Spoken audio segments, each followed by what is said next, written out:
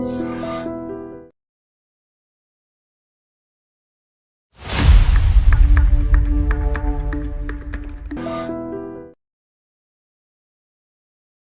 welcome back to the latest episode with Rahul Reddy Garu, the immigration lawyer, and he's practicing law from since 30 years. So right now OPT నుంచి stem నుంచి H1Bకి మారే వాళ్ళ situations ఏ విధంగా ఉండబోతున్నాయి యూఎస్లో అనేది తెలుసుకుందాం. Hi sir. Sir I'm very fine sir, and how are you sir? Good. So upcoming మార్చ్లో H1Bకి సంబంధించిన లాటరీస్ అవి ఉండబోతున్నాయి కాబట్టి వాటి గురించి డిస్కస్ చేద్దాం. సో ఓపీటీ అండ్ స్టెమ్ నుంచి ఎవరైతే H1B కోసం వెయిట్ చేస్తూ ఉంటారో లాటరీ టైంలో వాళ్ళ మీద ఎఫెక్ట్ ఏ విధంగా ఉంటుంది అంటారు? ఇప్పుడు మనకు కొత్త H1B రెగ్యులేషన్స్ వచ్చినాయి. దాని ద్వారా ఏమైందంటే థర్డ్ పార్టీ ప్లేస్మెంట్ అనేది కొద్దిగా స్ట్రిక్ట్ అయిపోయింది. అదొకటి. ఇంకోటి ఏంటంటే మనకు లాస్ట్ ఇయర్ H1B కోటాను మొత్తం ట్రాన్సాక్షన్ చేసిండ్రు.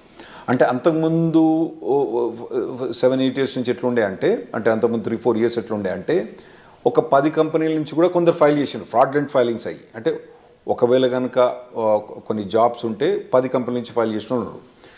అయితే ఇప్పుడు లాస్ట్ ఇయర్కి వచ్చేమటికి ఏమైందంటే నీకు ఒకవేళ కనుక 10 కంపెనీలు ఫైల్ చేసినా కూడా శ్రీనివాసరావు అన్నతను మాత్రం ఒకటే కాబట్టి అతనికి ఒకటేసారి లాటరీ వచ్చే ఛాన్స్ ఉంటుంది. అతని బిల్లుని 10 సార్లు బెటరు. ఓకే, మనం అప్పుడప్పుడు పెడతాం కదా, చిన్నప్పుడు పెట్టినప్పుడు మన పేరు ఇచ్చి పెడతాం. మన పేరు ఎక్కువ రాయాలంటే ఏం చేస్తాం? 10 సార్లు రాసి అనలేస్తాం. అటువంటి అలౌడ్ లేదన్నట్టు. ఇప్పుడు ఎన్నిసార్లు రాసినా కానీ ఒకటే చిట్టి ఆ శ్రీనివాసరావు గారి పేరుతోటి ఒకటే చిట్టి పోతుంది. ఆ చిట్టి ద్వారా అది లాస్ట్ ఇయర్ ఇంప్లిమెంట్ చేసినారు. ఇప్పుడు కొత్త రెగ్యులేషన్స్ ప్రకారం ఏం చేశారంటే దాన్ని రెగ్యులేషన్స్ ద్వారా చేయబట్టి ఏమైనా కోర్టుల కేసులు కానీ వాటిని ఎదుర్కోవడానికి ఈజీ అవుతాయని చెప్పి వాళ్ళు రెగ్యులేషన్ ద్వారా పోయినరు. అయితే ఇప్పుడు కొత్త ప్రొవిజన్ ఏంటంటే లాటరీ మనం మార్చ్లో ఫైల్ చేసేటప్పుడు కొత్తగా ఫీజు అంతకుముందు $10 ఉండే. $10 ఏంటంటే ఇప్పుడు ఇవ్వాలి, ఇప్పుడు పెద్ద కేర్ చేయరు. సో కొందరు ఫ్రాడ్లెంట్ ఫైల్ చేసే వాళ్ళు కొద్దిగా ఎక్కువ ఫైల్ చేస్తున్నారు, $10. ఇప్పుడు దాన్ని $215 చేసిన అన్నట్టు. సో కొంచెం ఫిల్టర్ చేయడానికి, కొద్దిగా ఫిల్టర్ చేయడానికి చేసిన అన్నట్టు.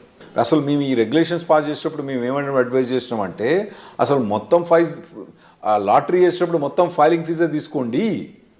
ఓకే, సెలెక్ట్ అయితే ఆ ఫైలింగ్ ఫీజు ఇవ్వకండి. ఎట్లా మేము కట్టాలి కదా, ఫైలింగ్ ఫీజు కట్టాలి కదా, మేము ఇవ్వకండి అని చెప్పి మేము అడ్వైజ్ చేసినాం. వాళ్ళు ఇన్లే సరే ఏదో $215 చేసిండ్రు. సో ఇప్పుడు కొత్తగా ఓపీటీ నుంచి స్టెమ్ ఎక్స్టెన్షన్ నుంచి ఉన్న వాళ్ళు ఇప్పుడు మార్చ్ అంటే మనకు దగ్గరకు వచ్చింది. ఇప్పుడు ఆల్మోస్ట్ డిసెంబర్ అయిపోతూనే ఉంది.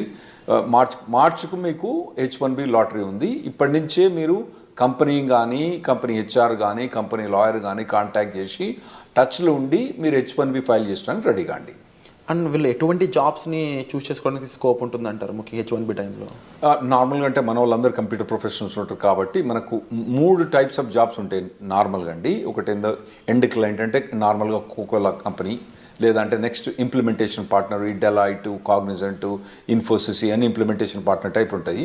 ఇంకోటేమో ABC కన్సల్టింగ్ కంపెనీ, చిన్న కంపెనీస్ ఉంటాయి.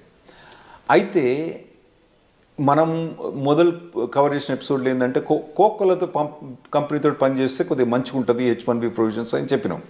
కాకపోతే ఈ ఎండ్ క్లయింట్ పనిచేసినప్పుడు వాళ్ళు ఏం చేస్తారంటే నీకు 3 ఏళ్ళు వర్క్ పర్మిట్ ఉంది కదా, నీకు ఇప్పుడే H1 అప్లై చేయమంటారు.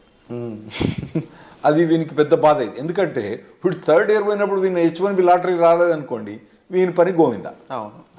సో అటువంటి వీళ్ళు నార్మల్గా కంపెనీ పోయేటప్పుడు అంటే చాయిస్ ఉంటే మాత్రం మీకు కంపెనీ ఈ ఇయర్ మీకు H1B అప్లై చేస్తుందా చేస్తలేదా అదొకటి కనుక్కోండి. ఎండ్ ఆఫ్ ది స్టెమ్ ఎక్స్టెన్షన్లో సార్ ఇన్ కేసు ఎంప్లాయర్ని చేంజ్ చేసుకున్నాం అనుకోండి, అప్పుడు సిచ్యువేషన్ ఏ విధంగా ఉంటుంది? ఎంప్లాయర్ చేంజ్ చేసుకున్నా కానీ ఆ మార్చ్ టైంలో ఫైల్ చేస్తే సరిపోద్ది. మార్చ్ టైంలో ఫైల్ చేయకపోతే సరిపోద్ది. ఇంతకుముందు చెప్పినట్టు ఏంటంటే ఒకవేళ కనుక ఇప్పుడు మనం డిసెంబర్ జనవరిలో ఉన్నారు కదా, మీరు ఇప్పుడు మీ కంపెనీ కనుక మీరు H1B ఫైల్ ఈ లాటరీలో ఫైల్ చేస్తారా చేయరా కనుక్కోండి. ఒకవేళ చేయరని అనుకుంటే మాత్రం ఈ కంపెనీ వదిలిపెట్టి వేరే ఏ కంపెనీ కనుక మీకు జాబ్ దొరికితే ఆ కంపెనీకి పోవడం బెటరు. ఎందుకంటే H1B లాటరీ ఎంత తొందర వస్తే అంత బెటర్. ఎందుకంటే మనం లాస్ట్ 10 years నుంచి చూస్తున్నాం కదా, H1B లాటరీ అనేది కష్టమవుతుంది రావడం. ఓకే, ఇది లాటరీలో రావడం చాలా కష్టమవుతుంది. పోతానా కొద్ది ఇంకా పర్సంటేజ్ ఛాన్సెస్ తగ్గిపోతున్నాయి. మీకు 3 times కూడా మీరు లాటరీ ట్రై చేసుకోవాలి, అవసరమైతే 4 times కూడా మీరు లాటరీ ట్రై చేసుకోవాలి. వచ్చినప్పుడు ఇమ్మీడియట్గా ఫైల్ చేసుకోండి, మళ్ళీ నెక్స్ట్ ఇయర్ పెట్టకండి అన్నట్టు. ఒకవేళ ఈ కంపెనీ ఫైల్ చేయకపోతే మీకు వేరే జాబ్ దొరికితే మాత్రం వేరే జాబ్ తీసుకొని ఆ జాబ్ ద్వారా కూడా మీరు H1B ఫైల్ చేసుకోవడం బెటర్. స్టెమ్ స్టూడెంట్స్కి ఎలాంటి ప్రొటెక్షన్ ఉంటుంది సార్? అంటే ఎక్స్పైరేషన్ ముందు జాబ్ పోయినట్లయితే వాళ్ళకి ఏమైనా ప్రొటెక్షన్ ఉంటుందా? ఏముండదండి, గోయిందా అంతే. ఇప్పుడు H1B ఇప్పుడు ఉందనుకోండి, ఇప్పుడు మార్చ్లో లాటరీ ఉంది, ఫిబ్రవరిలో జాబ్ పోయిందనుకోండి, మార్చ్లో వాళ్ళు ఫైల్ చేయరాదు అన్నట్టు. అయితే కొందరు ఏం చేస్తారంటే ఈ కన్సల్టింగ్ కంపెనీ ద్వారా పోయి ఫ్రాడ్లెంట్గా వాళ్ళకి డబ్బులు ఇచ్చో జాబ్ లేకున్నా ఫైల్ చేయించుకుంటారు. అవి అయితే నేను అవాయిడ్ చేయమని చెప్తా. ఎందుకంటే మీరు లాంగ్ రన్లో చూసుకోండి, మళ్ళీ కాకపోతే ఇండియాకి వచ్చి మీరు మళ్ళీ H1B లాటరీ అప్లై చేసుకోవచ్చు, కానీ ఇటువంటి ఫ్రాడ్లెంట్ కంపెనీస్ మాత్రం పోకండి. జెన్యున్ జాబ్ ఉంటే మాత్రమే మీరు H1B ఫైల్ చేయించుకోండి. జెన్యున్ జాబ్ లేకపోతే ఎప్పుడు కూడా H1B ఫైల్ చేయించుకోకండి. లేదు, ఇన్ కేస్ జాబ్ పోయింది అనుకున్న టైంలో స్టెమ్ ఓపీటీ మెయింటైన్ చేస్తూ ఎంప్లాయర్ మార్చుకునే స్కోప్ ఉంటుందా? స్టెమ్ ఓపీటీలో మనకు 90 days ఆఫ్ అన్ఎంప్లాయ్మెంట్ అలౌడ్ అండి. సో ఆ డేస్ని అక్కడక్కడ మెయింటైన్ చేసుకోవాలి. అదే అక్కడ మెయింటైన్ చేసుకోవచ్చు. మెయింటైన్ చేసుకొని దెన్ వేరే జాబ్ కనుక హాప్ ఆన్ అయితే అప్పుడు H1B ఫైల్ చేసుకోవచ్చు. కాకపోతే ఈ మార్చ్లో ఈ H1B లాటరీ ఎప్పుడు ఫైల్ చేస్తారు? March 1st నుంచి టిపికల్గా March 20th కొద్దిగా డేట్స్ అటు ఇటు చేంజ్ అవుతా అంటే ఒక 5-6 రోజులు అటు ఇటు చేంజ్ అవుతా అంటే ఆ టైంలో కనుక జాబ్ లేకపోతే కథం, మనోడు మళ్ళీ నెక్స్ట్ ఇయర్ వెయిట్ చేయాల్సి వస్తుంది. ఈ 90 days కాకుండా, ఈ టైం పీరియడ్ కాకుండా స్టెమ్ ఓపీని ఎక్స్టెన్షన్ చేసుకోలేమంటారా? స్టెమ్ ఓపీటీ అంటే 90 days అన్ఎంప్లాయ్మెంట్ ఎక్స్టెండ్ చేసుకోవడమా, లేదా 2 years స్టెమ్ ఓపీటీని ఎక్స్టెండ్ చేసుకోవడం? లేదండి, స్టెమ్ ఓపీటీ అన్నది 2 yearsకి లిమిటెడ్. అయితే అందులో కొన్ని చిన్న చిన్న ఎగ్జామ్షన్స్ ఉన్నాయి. ఇప్పుడు H1B అన్నది మనం మార్చ్లో లాటరీ ఫైల్ చేసినా కూడా యాక్చువల్ H1B అనేది అక్టోబర్ దాకా స్టార్ట్ కాదు. అయితే ఒకవేళ స్టెమ్ ఎక్స్టెన్షన్ కనుక ఈ ఏప్రిల్ నుంచి అక్టోబర్ మధ్యలో కనుక ఒకవేళ స్టెమ్ ఎక్స్టెన్షన్ ఎగ్జాస్ట్ అవుతుంది అనుకోండి, అంటే ఇతని స్టెమ్ ఎక్స్టెన్షన్ జూన్లో ఎక్స్పైర్ అవుతుంది అనుకోండి, ఇతను H1B ఫైల్ చేస్తే ఈ స్టెమ్ ఎక్స్టెన్షన్ ఆటోమేటిక్గా జూన్ నుంచి అక్టోబర్ దాకా ఎక్స్టెండ్ అయింది. అట్లా కొన్ని లిమిటెడ్ ఎగ్జామ్షన్, దాన్ని మేము క్యాప్ గ్యాప్ అంటాం అన్నట్టు. క్యాప్ గ్యాప్ అంటాం. అది ఎప్పటి నుంచి? నార్మల్గా టిపికల్గా ఏప్రిల్ నుంచి అక్టోబర్ దాకా ఎక్స్టెండ్ అయింది. ఏదైతే కంపెనీ ఉందో H1B change of status file చేస్తే ఆటోమేటిక్గా క్యాప్ గ్యాప్ అన్నది ఏప్రిల్ నుంచి అక్టోబర్ దాకా ఎక్స్టెండ్ అయింది. అండ్ మనం ముందు మాట్లాడుకున్న ఈ రూల్స్ అండ్ రెగ్యులేషన్స్ అన్నీ కూడా పార్ట్ టైంలో కూడా అప్లైకబుల్ అవుతాయా? అంటే ఇప్పుడు స్టెమ్ వాళ్ళు పార్ట్ టైం కూడా సేమ్ ఇదే చేయొచ్చా, లేదా ఫుల్ టైమే చేయాలి కంపల్సరీ? మీరు అన్నట్టు ఒకవేళ కనుక H1B జాబ్ ఫైల్ చేసిన అనుకోండి, పార్ట్ టైం కూడా వాళ్ళు ఎక్స్టెండ్ చేసుకోవచ్చు. ఏది టిపికల్గా ఏప్రిల్ నుంచి అక్టోబర్ దాకా.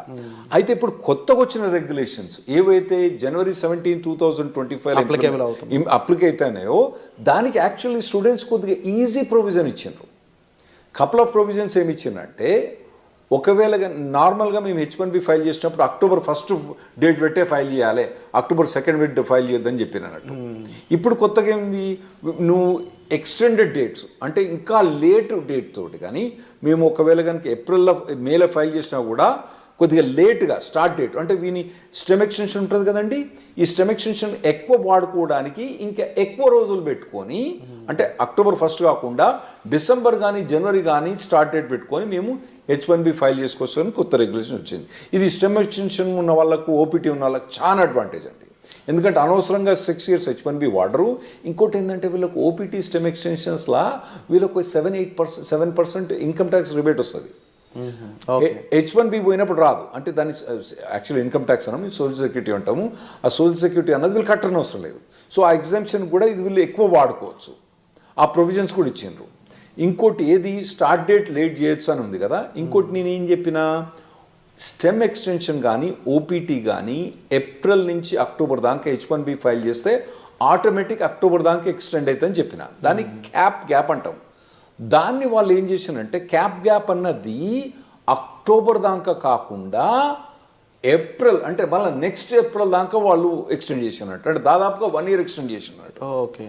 కాకపోతే దాని కిటికీ ఏంటంటే, ఈ క్యాప్ గ్యాప్కు H1B అన్నది ఫైల్ చేయడం కంపల్సరీ. చేసిన వాళ్ళకి మాత్రం లాటరీలో సెలెక్ట్ అయ్యి H1B ఫైల్ చేసిన వాళ్ళకే ఈ క్యాప్ గ్యాప్ వర్తిస్తుంది. అంటే ఇప్పుడు తర్వాత ఈ క్యాప్ గ్యాప్ ఎక్స్టెన్షన్ కూడా H1B లాటరీలో సెలెక్ట్ అయ్యి H1B ఫైల్ చేసిన వాళ్ళకే ఈ క్యాప్ గ్యాప్ అన్నది వర్తిస్తుంది. అంటే ఈ ప్రొవిజన్ నార్మల్గా తీసుకొచ్చిన అవసరం ఏం పడిందంటే, H1B నార్మల్గా 5-6 మంత్స్లో అప్రూవ్ అయిపోద్ది. లేదంటే మనోడు ఎక్కువ పైసలు కట్టేస్తారు 3 వారాలకే అప్రూవ్ అవుతుంది ప్రీమియం ప్రాసెసింగ్కి. కొత్త అడ్మినిస్ట్రేషన్ వస్తుంది కదా, కొత్త అడ్మినిస్ట్రేషన్ అప్పుడు ఈ కొత్త అడ్మినిస్ట్రేషన్ కొత్తదేం కాదు, అంతకుముందు ఉన్నదే. అంతకుముందు మమ్మల్ని నరక యాతలు పెట్టింది ఈ అడ్మినిస్ట్రేషన్. వాళ్ళు ఈ ప్రీమియం ప్రాసెసింగ్ ఇవన్నీ సస్పెండ్ చేసిండ్రు.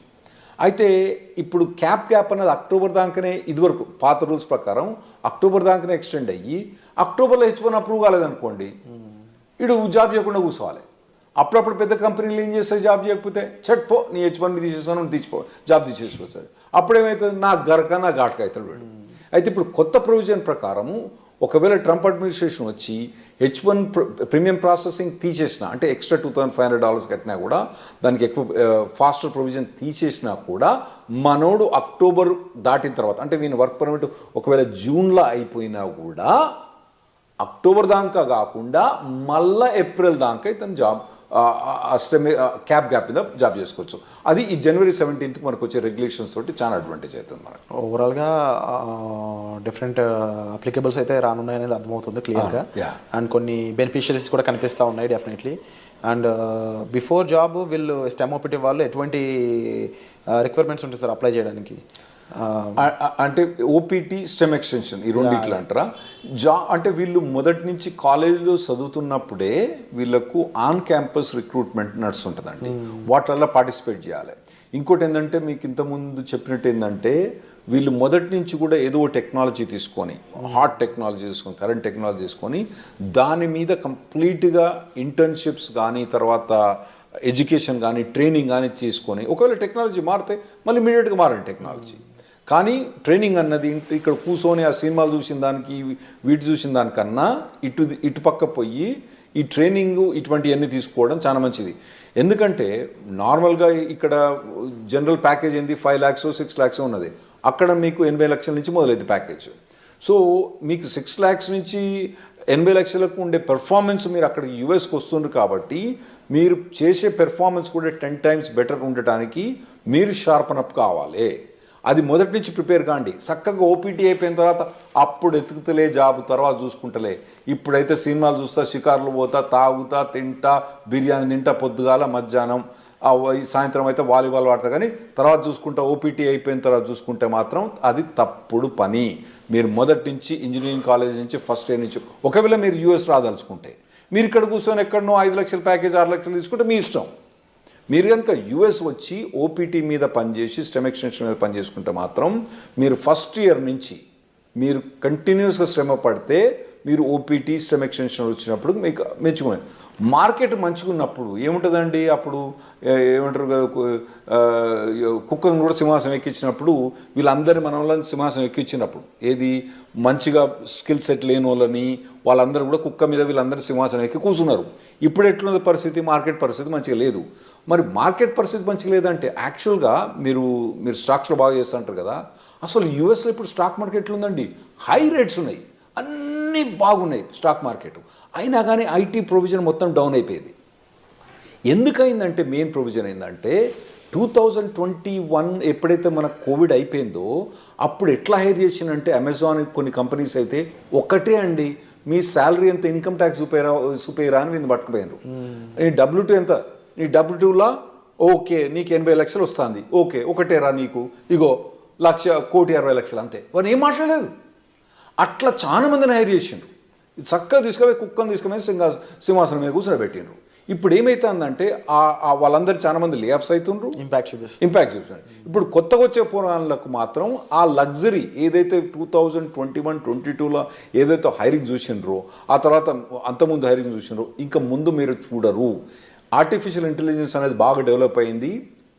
దాంతో ఏమవుతుందంటే ఈజీగా ప్రోగ్రామింగ్ అయిపోతుంది. కాబట్టి మీ జాబ్స్ అన్నవి చాలా కష్టమవుతాయి. మీరు మొదటి నుంచి ప్రిపేర్ కాండి.